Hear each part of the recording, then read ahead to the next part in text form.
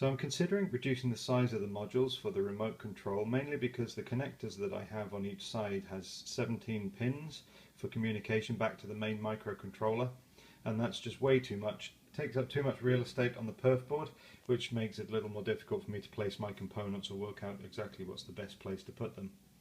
So what I'm considering doing now is to use I2C as the communication between the main microcontroller and each module. And what I'm planning on having is another microcontroller on each module, which is pretty much the ATtiny85. And for the LED and the button modules, then this is fine. I will use an ATtiny84 for the joystick module because that requires a lot more pins and it requires analog to digital values to pass back to the microcontroller.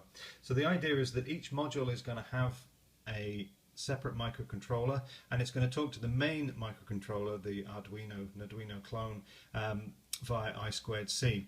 And the benefit of that means that I need just 4 pins, 2 for power and 2 for I2C, and for I2C that's 1 for clock and 1 for signal. The slight wrinkle to that is that if I want to use the button input method that I had before with shift registers, then I can't.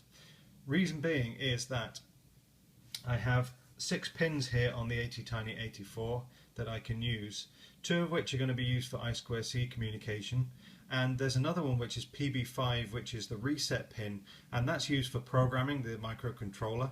If I set the internal flag to allow that pin to be used as a regular pin, then that prevents me being able to program this microcontroller, and that's not what I want to do. So effectively now I'm then down to 3 remaining pins. With the shift register, I need 3 pins just to be able to get some data out to the shift register, and that's shift, latch and clock. I need a 4th pin to be able to read in to see whether, when I test a button, that it's high or not, to determine whether I've made a button press. So the alternative now is to use something called a Johnson counter, and here's a demonstration of a circuit that's working with the Johnson counter. The Johnson counter has 10 data pins, and it has 1 clock pin plus 1 pin for reset.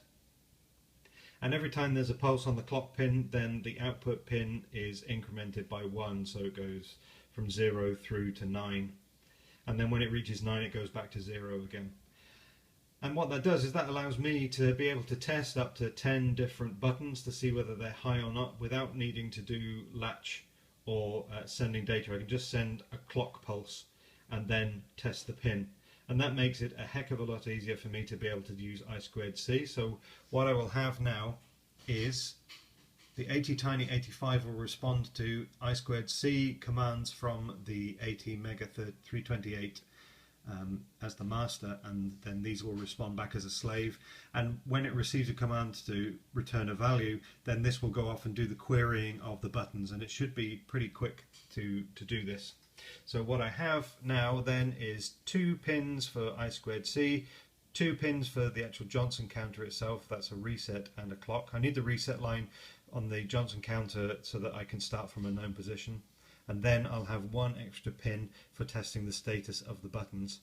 With LEDs, then I can still use the shift register and use the 3 pins for the shift register, because I don't care about whether they're on or off in terms of being able to read it. That information is going to be stored in the main microcontroller. All I'm doing is outputting that. So hopefully, once I get this transferred across to a perf board, I should have a working circuit to demonstrate. So here's a demonstration of the ATtiny85 cycling the Johnson counter to read the state of the different buttons. Here is the ATtiny, a lot smaller than the ATmega328. Here is the Johnson counter, and so far we only have 3 buttons that are connected here. And what I've done in the code is that when the button is pressed, then I have an LED that will blink a certain number of times depending on which button that's pressed. So we have, button number 1 will blink once, button number 2 blinks twice, and button number 3 blinks 3 times. And that means that the microcontroller is reading the data line successfully based on where the Johnson counter is in its cycle, and it's causing the LED to blink correctly, so I know that it's actually reading the data correctly. And that means that I should be able to solder this up and produce a much tidier board.